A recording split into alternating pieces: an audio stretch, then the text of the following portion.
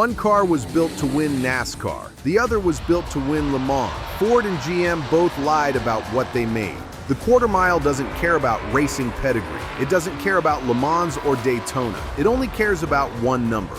That number decided everything. In 1969, Ford dropped a semi-hemi NASCAR engine, hand-assembled, line-bored, and crammed into a production Mustang. They called it the Boss 429. That same year, Chevrolet offered the L88 Corvette. They rated it at 430 horsepower. That was a flat-out lie. 2 factory weapons, 2 massive lies, 1 drag strip. This is the matchup nobody officially staged, but it happened on strips across America, and the result shook both camps. Let's settle this, for good. To understand what the Boss 429 really was, you have to go back to NASCAR's 1969 season and Ford's obsession with beating the Mopar Hemi on superspeedways. NASCAR required manufacturers to produce 500 street-legal examples of any engine they wanted to race. Ford needed that 429 on the street. They didn't just build 500, they built 859 in the first year. Every single one hand-assembled by Kar Kraft in Brighton, Michigan. Kar Kraft had to cut the front shock towers on every Mustang to fit that engine. They moved them outward by an inch. That's how wide this thing was. The 429 block, aluminum cylinder heads, semi-hemispherical combustion chambers. These weren't car parts. They were aircraft-grade components stuffed into a pony car. Ford rated it at 375 horsepower. Gross, on a weak dynamometer. The real number was north of 500 on a modern engine dyno. Why lie? Because high horsepower ratings triggered higher insurance rates. Ford wanted gearheads to buy it, not get priced out of the driveway. The Boss 429 came with a close ratio 4-speed top loader, 3.91 rear axle, no power steering on early builds, because the engine barely fit as it was. Street price was around $4,000 over a base Mustang. But what you got wasn't a Mustang anymore. It was a NASCAR engine with a body around it. Car and driver tested it. 13.9 seconds at 102 miles per hour in the quarter mile. Stock from the showroom. For 1969, that was blistering. But a tune-up, a set of slicks, and some timing advance, this thing ran deep into the 12s. Now, the other side of this war. The L88 Corvette is one of the most deliberately misrepresented automobiles in American history. Chevrolet lied about it from day one, on purpose. Here is what Chevrolet told insurance companies and the public. The L88 made 430 horsepower. Here is the truth. Independent testing put it at 560 to 580. That 430 rating was calculated without the air cleaner, without headers, without a fan. It was a cherry-picked number designed to deceive.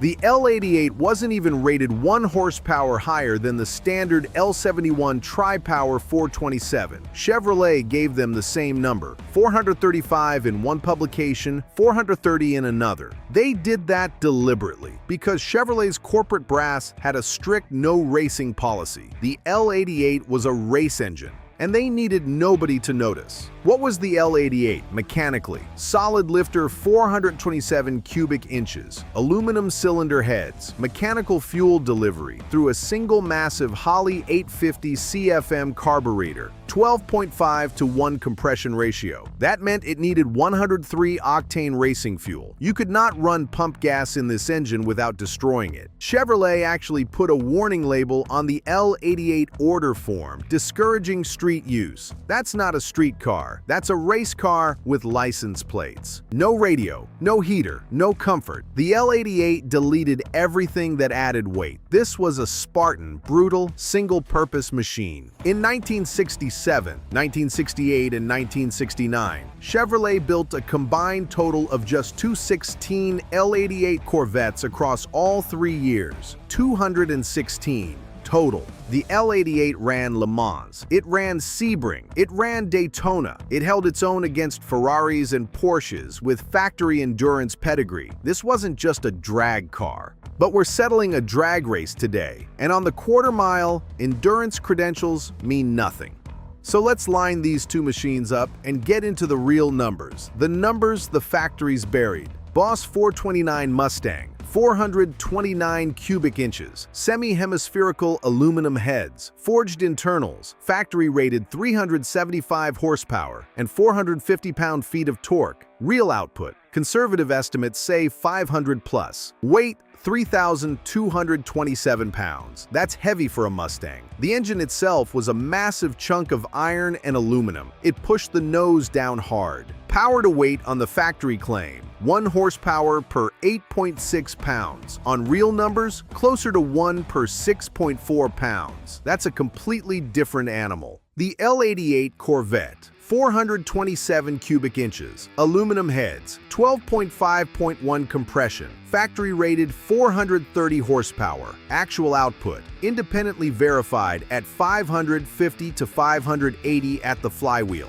Weight, 3,145 pounds with fuel, 82 pounds lighter than the Boss. In drag racing, every pound is a tenth of a second you're fighting to reclaim. Power to weight on real numbers, 1 horsepower per 5.4 pounds. That's a legitimate advantage. That's not nothing. But horsepower and weight are only part of the story. The Boss had a front engine layout. All that mass over the drive wheels was a problem at launch. The Corvette's mid-biased weight distribution was a natural advantage off the line. The rear squatted, the tires bit, and it launched hard. Then there was the gearing question. The Boss came with a 3.91 rear. Aggressive, perfect for the strip. The L88 was typically ordered with a 4.11 or 4.56, built to get out of the hole. The Boss 429's big problem was its own engine. That wide-open semi-hemi combustion chamber was designed for sustained high RPM horsepower, not explosive low-end torque. The torque curve on the Boss 429 peaked late. It needed to be revved, and if you didn't manage the launch perfectly, you were fighting wheel spin and a lazy bottom end. The L88 had a broader power band. That 850 CFM Holley fed the big block more air than most engines could use, and it responded instantly. So now we have 2 engines with hidden horsepower, 2 manufacturers who lied, and 2 cars that took completely different paths to get here. What happened when they actually raced? Contemporary drag tests from 1969 tell the story. Sports Car Graphic tested the L88 and recorded a best of 13.4 seconds at 109 miles per hour. Stone stock, racing fuel only. Car and Driver's Boss 429. Test 13.9 at 102. That's a full half second and 7 miles per hour behind the L88, on paper. But there is a catch. The Boss 429 test was run on pump gas. The L88 was run on race fuel. Pull the L88 down to 93 octane, and that engine detonates. The comparison was never apples to apples. That's the asterisk the magazines never printed in the headline. The L88's quarter-mile advantage was fuel-dependent. Real-world street race? Different story. On pump gas, with both cars properly tuned, the Boss 429 was closing that gap to within a few tenths. When the Boss got a proper tune, timing advanced, jetting optimized, it ran consistent 13.3s. Tuned L88 on race fuel, low 13s, deep 12s with slicks. These 2 machines were separated by a driver, a tire, and a fuel choice, not by any fundamental difference in performance. But here is where the Boss 429 had a hidden weapon that the ET slips alone don't show. At high RPM, above 5,500, the Boss 429 did something the L88 couldn't match. That semi-hemi design kept making power all the way to 6,500 and beyond. The L88 started running out of breath. On a longer track, a half mile, a mile,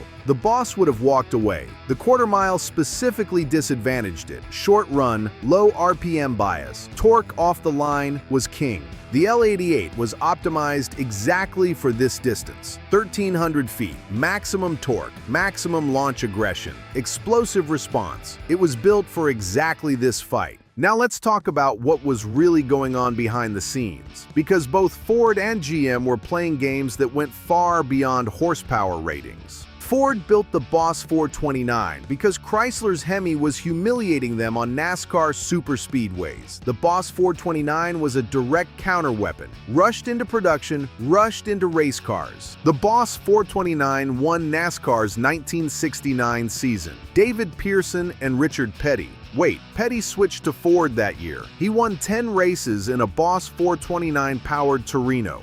10.